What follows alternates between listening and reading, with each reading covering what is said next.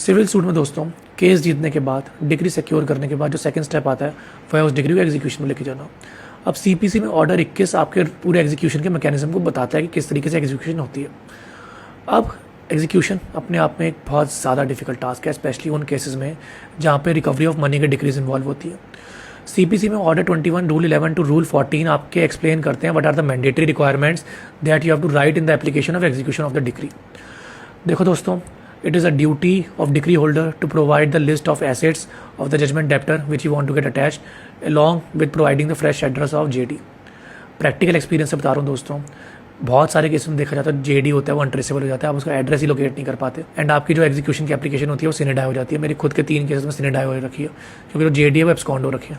अब honourable Supreme Court की judgement है Jolly George versus Bank of Cochin in which the honourable apex court has clearly defined that the imprisonment for the recovery of civil debt is not justified until and unless there is a willful default on the part of JD is absolutely shown। Even आप JD का address भी locate कर पाओ तब भी उसको civil imprisonment में भेजना भी बड़ा डिफिकल्ट है। देखो दोस्तों, इंडिया के अंदर उधार देना पाप है, अपना पैसा रिकवर करना बहुत डिफिकल्ट है। यहाँ पे मेरे जितने भी दोस्त हैं जो बिजनेस में इन्वॉल्व हैं, इवन मेरे फैमिली मेम्बर्स हैं, मैं सबको क्लियरली एडवाइस देता हूँ कि उतना बिजनेस करो, उतना पैसा लगाओ मार्केट में जितना अगर कल को डूब गया तो आपको पेन ना हो, आप उसके लिए ज़्यादा परेशान ना हो। अल्टीमेटली होगा क्या, आप रिकवरी में जाओगे, अपना पैसा रिकवर करने के लिए पहले वकीलों को फीस दोगे, फिर कोर्ट फीस दोगे, 3-4 साल धक्के खाओगे और कोई गारंटी भी नहीं है कि कितना पैसा रिकवर होगा।